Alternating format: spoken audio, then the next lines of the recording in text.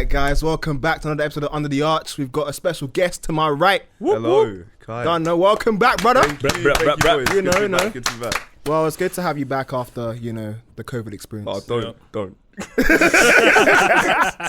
Oh, so much has happened, but we got Jas to my other right. Young Marv and Clive. Come on, it's... Clive in a jumpsuit, come on. Dano. Hey, man. Craig in the clean, But you know what? That's what happens when you're not entangled, bruv. Yeah, you know what? Number one. First mention, number one. And we are 1 minute in. Bruv, I had to, bruv. It's been too long. Too long, but look at the unentanglement swag going on here, bruv. Like, number two. But we're not getting to Will Smith today. Not yet. Not yet. Your time will come. His time will come. Your time will come. Hey, Carlton. Imagine Alfonso has his thing pattern and you don't. Yeah, that's what I'm saying. Will Smith became his biggest fear. Carlton. My guy's Carlton. Imagine what you have to do to become Carlton. Mad. Even Alfonso ain't Carlton no more. He's settled down, and he's got two kids. Exactly. Yeah. Alfonso's the Fresh Prince, and the Fresh Prince is Carlton. He's doing like game shows now, isn't he? Yeah. I mean, he had his own now, but we won't get into that.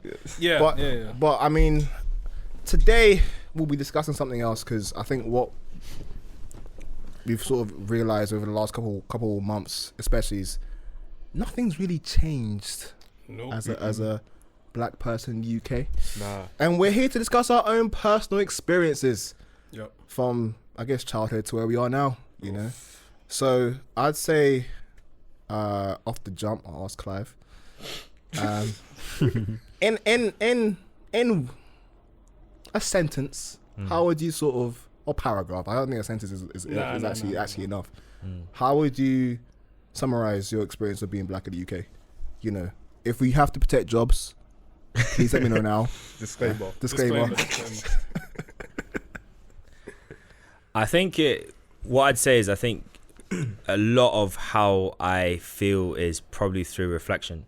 Because a lot of times you don't really think about what you've experienced as it's happening. Yeah. Like, I'm fortunate that I've not had the experiences that some people have had. Like, I've not had any issues with the police ever. I've not had like the extremes of stuff. Yeah. But the micro and the macro aggressions of things, like even small things like in the workplace, not where I am now, but in the past, I remember there was like in one of my old jobs having a conversation with one of my black colleagues and just the way how people would act, the language used about some people and how they react, especially when like language like say someone's aggressive and someone's like very boisterous, but you can have someone else walk in and shout and scream and holler and that's just seen as passionate. Little things like that, which you don't really think about at the time. You kind of just like get your head down and get on with it. Yeah. I think the one thing that really I think for me, the thing that annoys me the most is like, as a Christian, you're told to like see the insides of a person. Like you don't judge them by how they look, but who they are, their character. And it's like the amount of times just literally walking down the street and people already have like preconceived notions of who you might be. I think the saddest one is in my neighborhood in Bradford where I was living. So like all of our neighbors know everyone, right? Me and my friends were left our house and we're walking down the street to go to church. And all I hear is this lady in her car, I hear she locked the car door. You know what that is. Yeah. We're walking. I said to my friend, I was like, is she mad? I was like, what's this? We live there. We just came out of our house. What are you locking your door for? He was like, leave. I said, no, this is stupid. What's she doing that for? Yeah. And that's the kind of stuff that really just bugs me a lot. It's like, why do you assume I'm going to try and rob you when you know where I live? Like, I live there. It don't make sense. It doesn't. I live 6 doors away from your car. It's lazy, fam. Yeah, it's like a trust, isn't it? Like, that's the thing that really gets to me. Above all, is just the way how we're perceived by people. Not all people, but it's just that kind of, you almost have to prove that you're good as opposed to just being seen as normal. Yeah. It's sad though. That proving your good thing is on mind. It just messes with your head. So, Kai, what's your experience? How would you summarize it? Yeah, like, it's weird because I was originally born in North London, I had a bit of more of a well-spoken accent. So when I come to East London and I'm mixing with them sort of lot of people, you get weird feedback from both sides because like I feel like as black people, we have to try and make ourselves seem more professional to get better opportunities. So, 100%. but the day that we start doing that, we get called an Oreo bar. Sell out, all that kind of thing. I had to drop that. Because it annoys me, because why are we putting ourselves down like that? It's such a for acting professional, like. When I'm comfortable with my boys, we all talk normally. But when we're in a work environment, we have to act like we are Queens. We have to put ourselves in a higher pedestal. But then any of our man see that from a distance and be like, no, that guy's an Oreo, definitely. Like that guy's he's a sellout. He's a sellout. Uncle Tom, innit? I get it. That's a fair point, man. Yeah. And we'll get back onto that. We'll get back onto that. that. Young Marv, bruv. Well, I just remember something when I played football. I went on a football tour when I was about 16, 17. First football tournament in Holland. Oh. So we went away we were there for a week. I know where this one's going.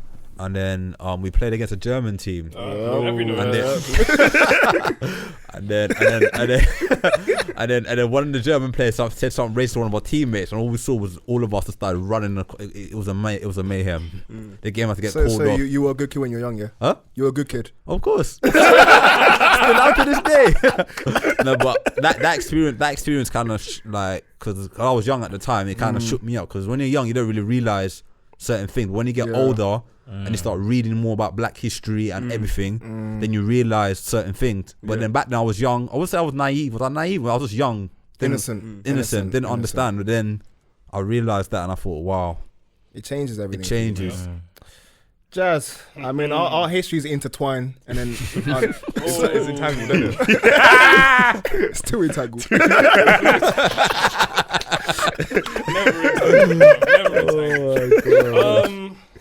My history with racism in this country is very interesting because in having discussions with my family, I came to realize that I knew the N-word before I knew the N-word. It was a very weird situation. Wow. Right. When I was 3 years old, I came back from like my kindergarten or whatever you call it one day. And apparently I asked my mum, hey mum, what's a nigger? Wow. And she was like, what? Why would you even say that? I was like, because this kid, I don't even know his name, called me that, said that's what I was. So what is that?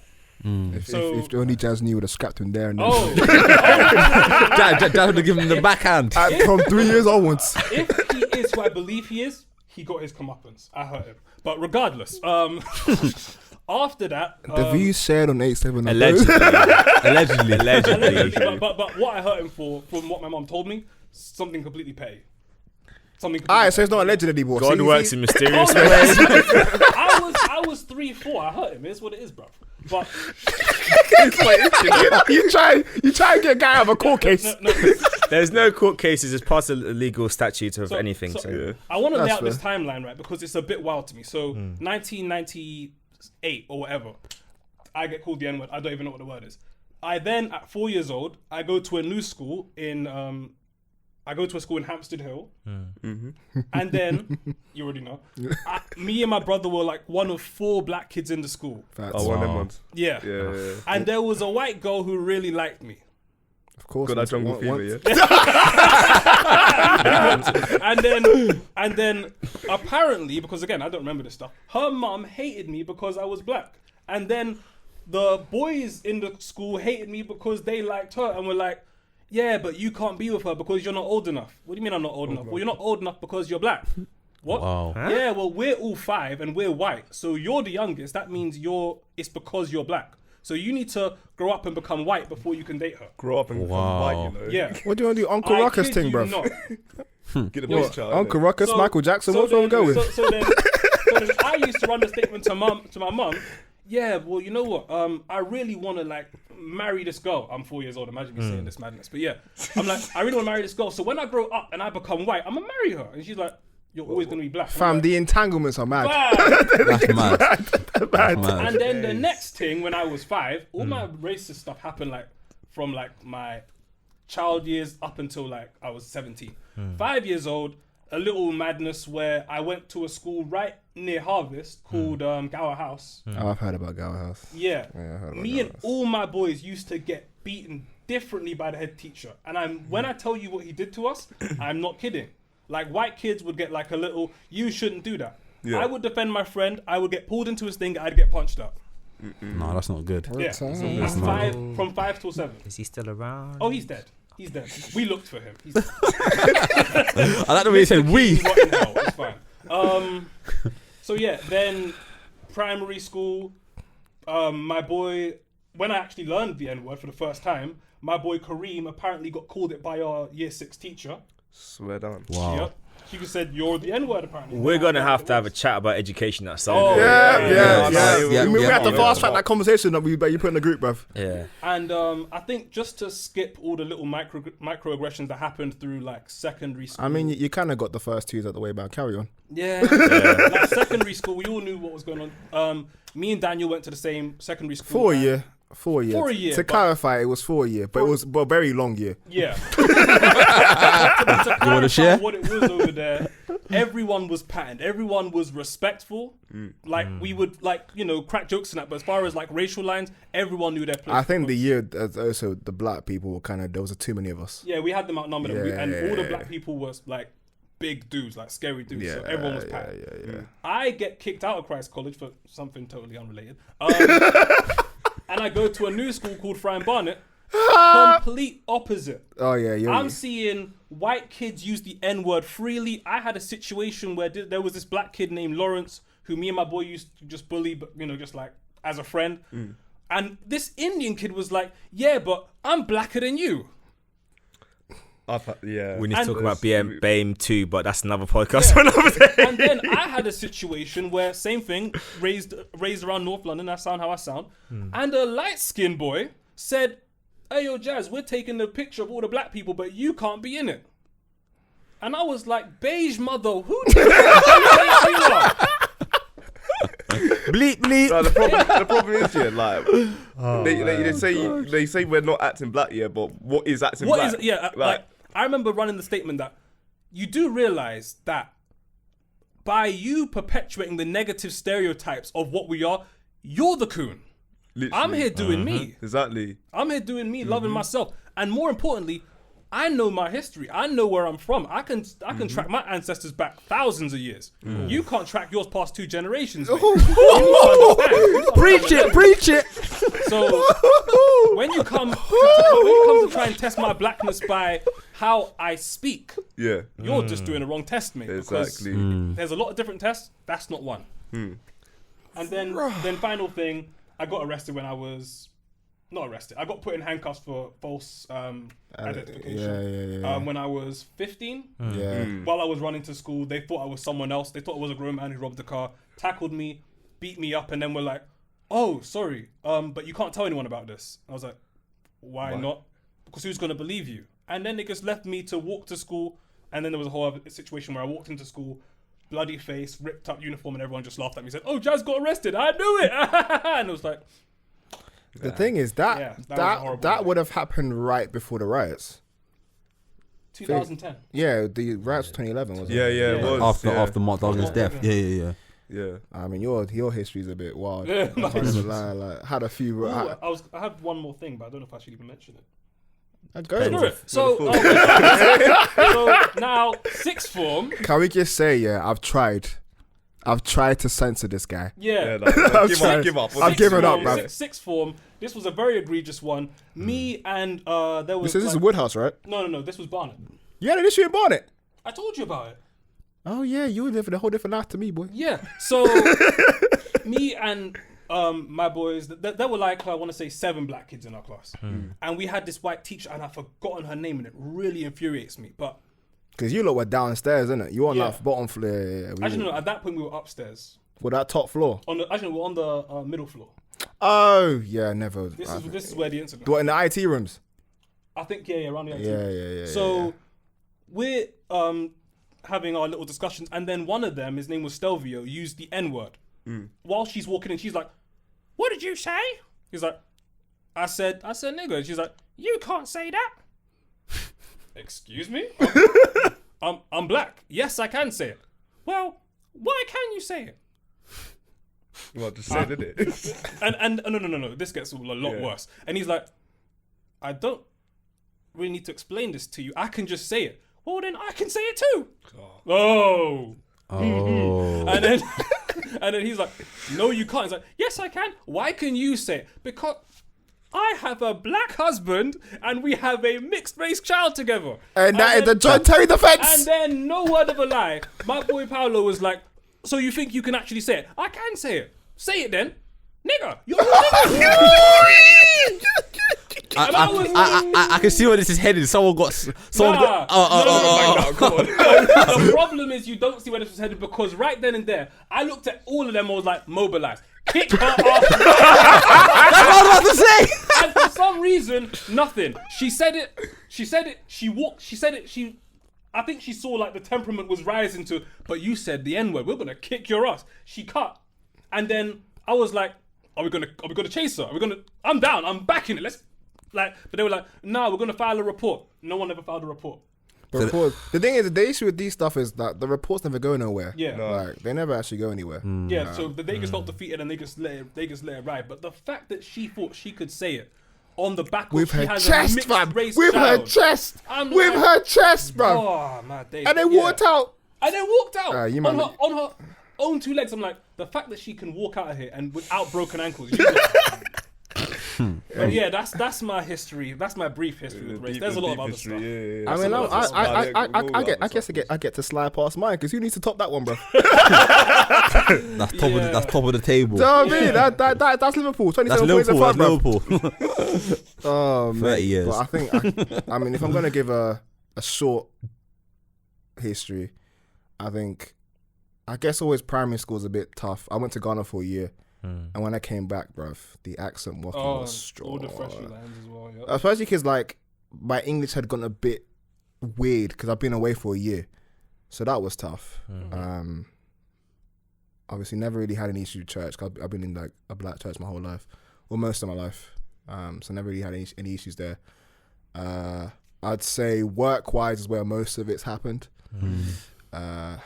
Being the only black guy on a floor for a year does that to you. The Where's Waldo situation. Every time I used to go up to the second floor to kill the black people. I'm not lying to you. You need to see your you know. You need to see your peoples, man. But we used to get told off. I used to get told off for doing that. And they split us all up. Like all of us got split up. But anyone else, a different group of people, whatever the race, never got told off. Why is that? Why is that? Because they know. Why we see it's immature ones? Because they know that if we stick together, we're more powerful. No. They just assume gang wolf. And we're gonna mess about, innit? They're like, oh, we're being rowdy. I'm like, but you lot will have the same chats for like an hour at your desk. I'll go out for half the time. I'll hop from desk to desk because I know to keep it moving. Yeah. But then my work was never questioned, which I found hilarious. If you're gonna question anything, question my work. Like, tell me I'm not getting my work done. But if I'm blasting through the work and I'm creating time to go and chill, how you gonna then tell me I'm being disruptive if everyone's getting their work done? It was silly. Couple racial moments as per usual. I remember one in particular. I was cool with this guy actually. I'm still cool. It's weird how like because of like his age and what he was, I just knew. I knew at some point a racial moment was coming. You can always get a sense. He was like, there were black hairs in the sink. There were like curly hairs in the sink. Like I hadn't been to the bathroom that whole lunchtime. He's like, oh, the little curly hairs, that's you. Fam. And I mean, that's cute. The problem is what happened after is like, and I don't blame people for it, but a lot of people were, because in the black floor, like people don't get it, laughed. I went straight to HR. That's what you should do. I went straight to HR, and I remember I got begged by like 2 people. Ironically, one was black to drop it. Ooh, that's another thing. I ain't drop it though. The only reason I dropped it is because what I didn't want to be is a pawn for a game that the company were playing. And that's what was happening because they were going to use my thing to fire someone. They should have fired them beforehand. I was like, you're not using me like that. Yeah, you're not using me like that because if you do that now, then basically any little thing they're gonna try to get you out next, kind of thing. They'll try. You'll be like a target. They try to take me out, bro. I left on my own accord, bro. They tried to you know what I'm trying to say. Nah. He came and apologized eventually. I was like,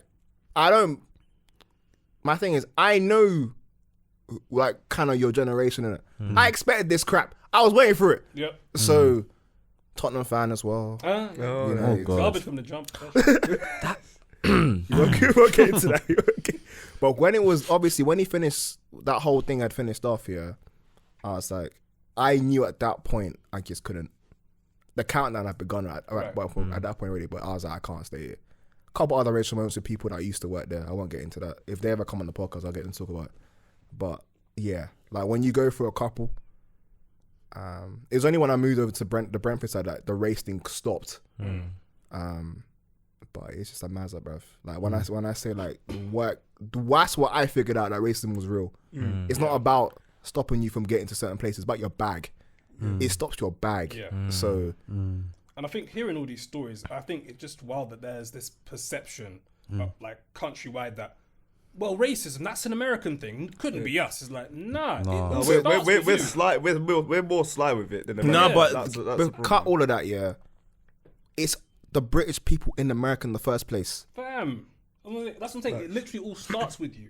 Like, it's kind of a mass They situation. cranked it up to a next level, but origins lie with you. So I mean, it's a bit mad. I think this in the UK is silent racism. People it happens, and people try to brush it under the carpet like it never happened. Yeah. It's But- corporate. but- It's but- corporate. Yeah, racism. it's more It's like institutional. the higher you go, the more racism you will see. Yeah. The higher up you go. Yeah, because the thing is, Well, go on. That's like I was saying, like before. Like I feel like we have to jump through more hoops to get anywhere than of any course. other people. Like We have to work, any we have to work, job, yeah, we whether have to for work us 10 times harder than the next person. or we're But perceived as lazy.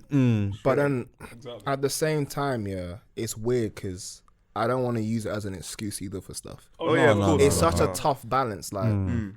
because we can all say we're at a decent point with where we want to get to, Right. like people studying, people working in their industries, people doing their stuff. We're not exactly bombing around. No, we're not. Do you know what I mean? So we're clearly at a decent skill level for what we Yeah. do, Yeah. and like we've all had moments and experiences. But it's the question I ask is, how do you start to tackle the issue without making an excuse or a crutch for not being successful in an industry? Because we've seen people be successful, like people of color be successful. Yeah. But how do we tackle the issue honestly without it being like an excuse for not being successful? I'll start with you, Clive. I would probably say on two fronts. I think you have to normalize mediocrity as well.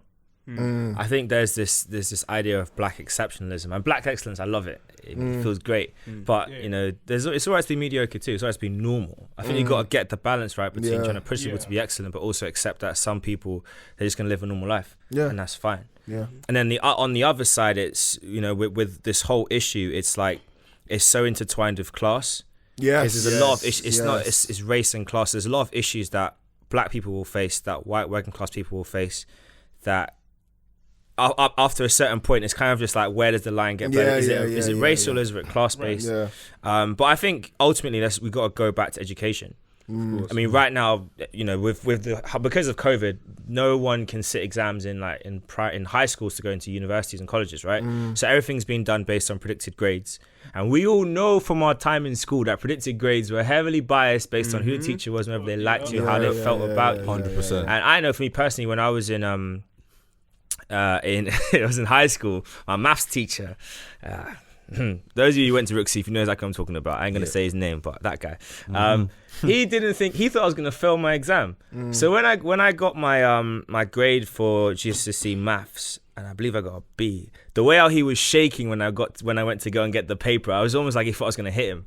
I was just laughing, man. I was like, "You idiot! You predicted me to fail, and I got a B in your face," kind of thing. So it's just stuff like that. It's like, why is it that there's just this perception that we're not capable? When if you look back at historically from our countries that we all come from, if our parents come from, wherever we're from, in Jamaica in particular, education is a big thing. Yeah. Like to get anywhere, you have to get good grades. Like, Ghana's the same, bro. even the fact that to go from primary school to secondary school, depending on what school you want to get to, you have to get a certain grade to even get accepted. Of course. So our heritage is very heavily based on education. We have strong values and strong pride in that. So why do you then think just because we're over here we're lazy, we don't care? We do care. Yeah. So that's one thing that's got to change. Yeah.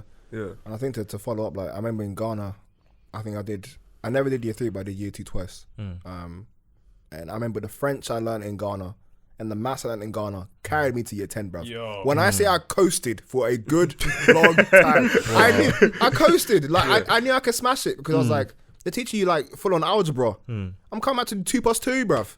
Like or times tables. When I say you just coast because it's like, and I kind of wish, like, obviously things were going on at the time and you never really can say what would happen differently. But I wish I'd stayed there till year 7. Yeah, no, the miles we'd have had on the rest of us would have been crazy. Because I think coming back, like, to finish primary school as well, with all the madness went on and all the other stuff that was going on at the time, it was just hard to manage. Right. So it became very difficult to sort of maintain your level of excellence when you've already been there for a year. But I mean, to follow up on the question, Kai, how would you look to resolve it? Well, I feel like it's a hard question, but I feel like we need to stop glorifying like the bad sides of the negative aspects of our culture. Like, sure, like we have to also embrace our roots, but I mean, we have to stop encouraging and like encouraging like the negative parts of it. So the negative culture. So like, let's say like in drill, like half the songs are about shanking people. Yeah. I get that it's the environment they're from, and that's what they see time to time. But I mean, like, to glorify it, it's probably making it worse from outside. Well, it's making it look cool. It's making it cool, but it's not actually cool, is it? Nah, I mean, it's not. And you see a lot of their lives at 30, 40, and everyone has regrets, and it's like.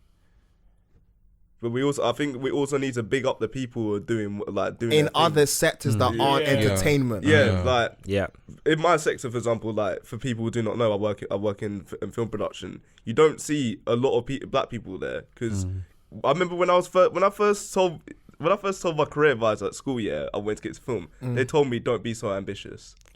Wow. Can we talk about that? We're coming, bro. And what I've always thought is that would they have said that to me if I wasn't black? Absolutely not. Exactly. They would have said that to you. They would encourage you to do it. So from day one, what we should be saying to youths really is like, you can do anything you want. You can be whoever you want to be as long as you try it. As long as you put the effort 100%. in. I agree with that. So just need to be Clive, speak on it, bruv. I just wanted to highlight. No, but I think ultimately, like, you know, you need someone to look up to. You need someone to. It's not just inspire you, but it's just to give you that kind of push to keep going. And a pathway as well. And a pathway. I think a lot of us can look to teachers we've had in the past from school, college, even university, people that we've met, or even in work. We've all had managers that you've been like, this is a great manager. There's just something about the way how they treat you, the way they talk to you, the way how they almost they see something in you and they believe in you and they support you to kind of push. That just helps you as a person. So I think that's probably the main thing. It's just that in educational settings, there's just too many people that just don't care. It's just a paycheck. Move on. Leave the job. I think that's lends to a bigger issue of unhappiness in general, and people just not going to do their best, but settling for mediocrity and just half-assing it. Because a lot of people that do teaching don't love it. Like, we know that off the jump. You know the teachers that love teaching, and you know the teachers that don't love teaching. You can put them on your one hand. How many teachers you actually met that you can say with your heart love teaching? It's rare. Not a lot. I also think in terms of the black history in the UK, if you don't do some digging, you don't know. Yeah, you don't know. Like, the digging you have to do to find out about black history in the UK, both good and bad, is too much. The amount of people like I know who don't realise the Windrush generation came here to rebuild the country from the war. You know? The amount of people I've said that to, they're like, "Oh, is that why they came over? I thought it was just work." It's like, nah, we got invited to come here. No, people say that, and then also they don't talk about, like, they talk about American history and what got the civil rights movement. The UK had one too, but no one ever discusses. No one discusses how in Birmingham they're getting abused, London they're getting abused. Like, the fights they had to get, the fights they just had to fight just to get little parts of London, bruv. Like, it's just. No one talks about it. To be honest with you, the reason why I learned about a lot of black history when I lived in Jamaica, I started reading Nelson Mandela books, lots of black history books. And when I came back here, my grandparents used to always talk about like things that used to happen to them when they were our age now. How they came here, how they couldn't get certain things, how other people, how they were treated. And I felt that's why I look up to them as pioneers. Because if it wasn't for them, all of us wouldn't be here today. If it wasn't for our parents or grandparents or great grandparents, we wouldn't be here today. Yeah, I agree with that. They had to go through the battles for us to have a better future. I know people might think it's hard for us, but it's not hard as it seems. Yeah. Back then it was worse. Back then it was worse. Like sorry to interrupt you, but I remember my grandfather telling me a story about when Broadwater Farm happened. Yeah. It was aftermath of that. People were angry, because my granddad was going back from work one day, or he was going to work, one of them, and a man attacked him with a crowbar. Wow. Because he was near, because he was sort of near where it happened. But so he was getting revenge on a random black guy. At least we don't have to go through stuff like that. Thing, you know? Yeah. Oh my days. Remember that? Yeah. Jesus. I keep forgetting you said that. You know.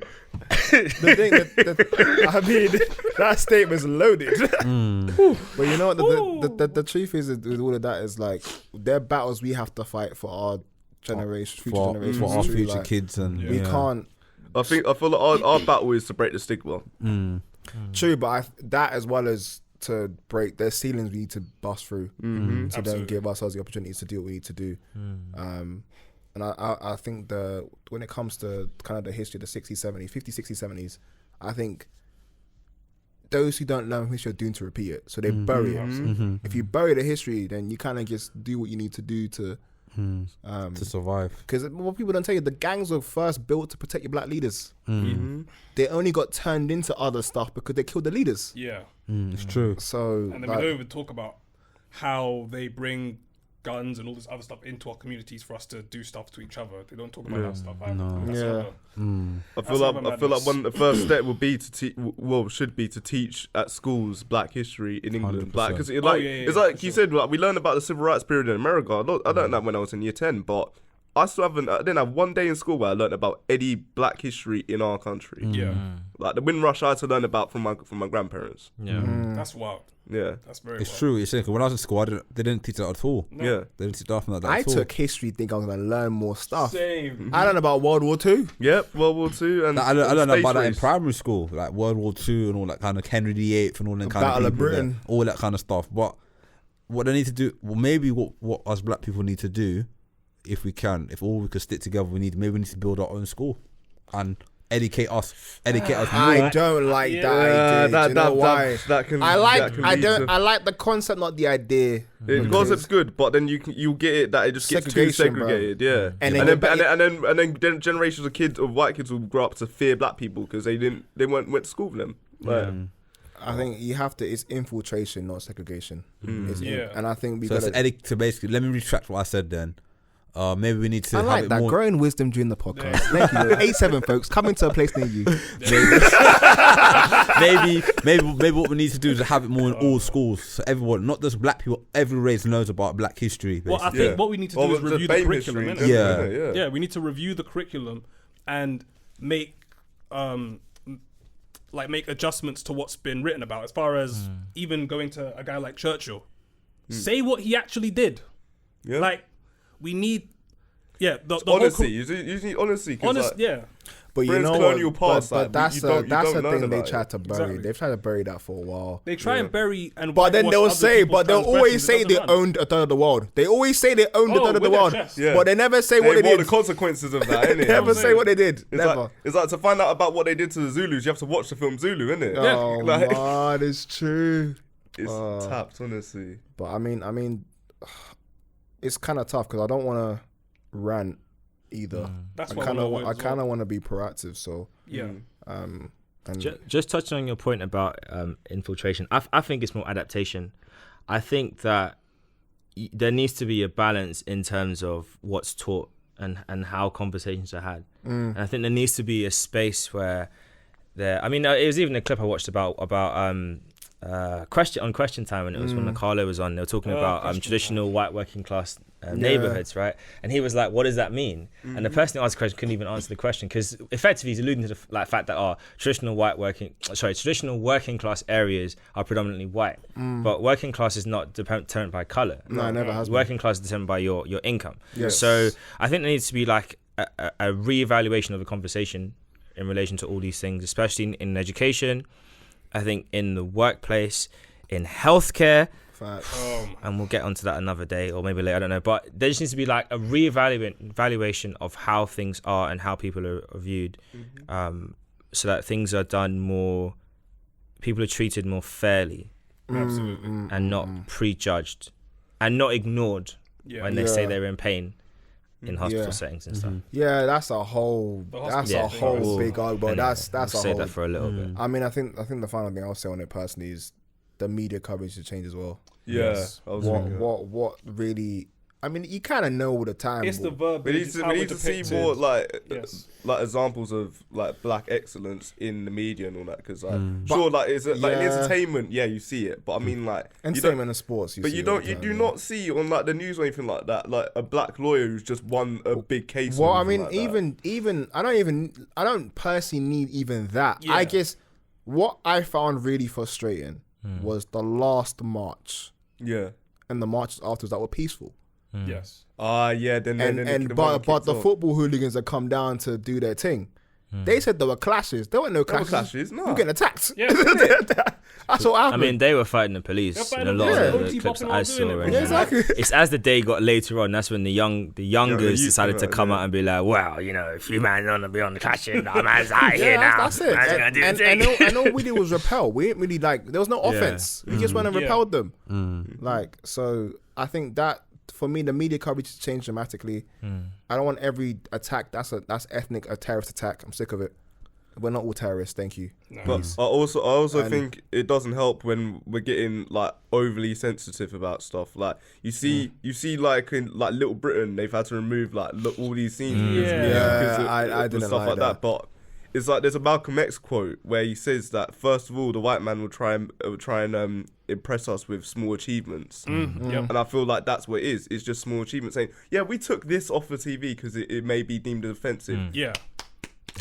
Well done. No, I'm saying. Well done. But like, surely you should actually be thinking about like actually changing the institution first, because there's a difference between satire and actual like full-on racism. Yeah, like the little movements, like you're saying. All these voice actors who are suddenly saying, I won't voice this character because they're black. Yeah. And I don't. Yeah, I don't like your that. little gestures don't move me. Like, yeah, it's like, but that just doesn't make sense in my opinion, because like a black guy can voice a white character in an animation. He's just the best person for the job. It's the best person for the job, exactly. Like a voice, it shouldn't be determined by skin color. And the white lady, I think she was white, who said, I don't want to voice this character because they're mixed race. So because they're half black and half white, you who's white, yeah. Do you understand the problem with this? Yeah, exactly. So how do you think we're supposed to sound then? Yeah. Like, it goes back to what we were saying before. Like, we're expected to like sound hood basically, because of our background, but it just doesn't match in my opinion. It's a whole thing, and I think this won't be our last chat on this. Yeah, I think there'll be elements that will be discussed for many years to come. Absolutely. But I think the one thing I kind of want, as you said, is a bigger, not these small gestures. Yeah, I kind of just want proper action, something substantial. But you know what? That means we have to, like I said, adapt. And we have to kind of press into areas that we're not comfortable going into. Yeah, we have to be in politics. We have to be in law. We have to be in healthcare. We have to be in sports. We have to be in music. We have to be everywhere to then make a difference. You can't make a difference when you're all at the bottom. Yeah, true. But I also think what's really important with all of that is that we need to know our history, and we need to know not just our past history but our present history. Yes. I think the BBC last Black History Month did an incredible job of highlighting, because usually Black History Month is slavery, it's the usual crap. But they did a great job of actually highlighting not just black people who've been in the UK, in Britain throughout time, because most people didn't know that we've been here. Yeah. Like, we didn't just come within Russia and all those kind of events. We've been here for a long time. But also highlighting people that have been successful in present day. Yes. So they showed off like one of the the first black QC. They showed off a black scientist, black astronaut, all these different people who have done amazing things in their field, and that's what you need to inspire the younger generation. It's not just go back to, in the 60s we had Martin Luther King, and even on that note about the 60s and some of the images you see from America of when they first integrated schools and people getting like stuff thrown at them and stuff. All those people in those pictures are probably still alive right now, because they'll be someone's grandparent. They're not. It's not long ago. The 60s is not that long ago. So I think there needs to be. I think we need to just increase our knowledge on our history and ourselves, and then get strategic as to what we really want, what we want to see changed, and what are things that we want to see changed in the short term. Yes. So like, as a person we know, she was able to successfully lobby her old school, and she's going to go in there and have a talk about their curriculum and things that's happened, which is incredible. Shout out Amy. I'll say your name, Amy. You did an amazing job. Legend. But I think even stuff like that, like us petitioning our old school, say, look, this is what we faced when we were growing up. This is what we're concerned with. Yeah. And how can we make things different? Like even getting onto school government governors boards and changing things that way, getting into local politics. There's things and avenues that we can do and that we should do. And we shouldn't let the fire and the flame of the movement die because the media decided that we've had enough of you lot and you're shouting and you're wandering in the streets. You can go back to normal life. I respect that. I think, and I think with that, basically, that's a great idea. And not only that, it's like we need to do more. We do. The only way we're gonna progress is we do more. We can't always, we can't be here discussing things and complaining if we're not doing anything. Just sitting down doing nothing. We have to be active. It's an interesting situation because obviously they say like change starts at home, but the question I would pose to you lot is, what would be the steps that you would take, make changes in our community first and then address them, or the other way around? I think both. Both. But then you see what happens is when you focus on too many things fall through the cracks. I agree with you, but I also agree with the argument of saying when you're split too thin, when you're split too many ways too thin, things can't get done. Yeah, but you have to do, if anything, I'd pick the bigger fight first, because I think the community is great, but when they leave the community, what happens?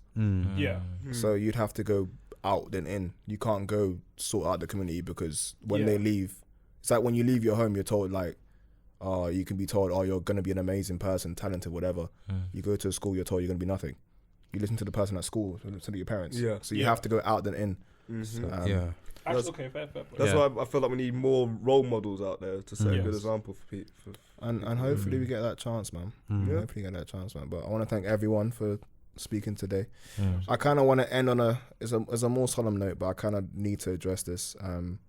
Nicole and her baby passed away. I think by the time this comes out, it'll be 2-3 weeks after the fact. Yes. But what will we do next week?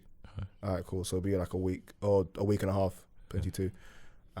Definitely prayers up to the family, in particular. Family and friends who've been devastated by it. I wasn't personally watching the content, but I know she was doing a lot of big things with the vlog and stuff. There is an organization that's sort of putting together like I think what we call it, a campaigning to sort of increase awareness of I guess mortality, black women in the hospital. And the mortality, and sort of working to kind of improve the situation for them in hospital, because the condition they have right now it's 5 times more likely, and it's ridiculous. And one thing what they have done is they have actually successfully petitioned Parliament, and they're now going to run a study looking into the rate of mortalities with black women in childbirth and post-childbirth, and their mortality in comparison to white women. They're actually going to do a study now. This is good, actually, because I think that's key. And I think the charity's called 5 More. We'll put a link in the bio. Check them out, support them where you can. Please do. We need to start to change this sort of stuff. Yeah. What this COVID period has taught us, we're not treated well enough, black men or female, but especially female, in hospitals. It's ridiculous. So support the right areas. I know there's been a lot of talk about certain funds and where the money's going and stuff. We know enough to know this is the right place to go support. So go support them. And definitely the right things. Oh yeah, and any GoFundMe's for Nicole is not set up by the family, so please don't give to them. Exactly. Wait thank for you. the family to make a statement. And they don't want to. They're not setting up one, so people are living life. If anything, watch. It's tough, but watch the channel. That's the best way. The scheduled releases. So go watch channel. That's the best way to fund them, because then ad revenue goes back to the family. That way, cool. It's been your boy Eightseven and Kai. Thank you for joining us, man. Blessings. Hope to see you guys again soon. Love and peace, everyone. Take care of yourselves. Peace out. In the eternal words of Kendrick Lamar, we gon' be alright. Hey.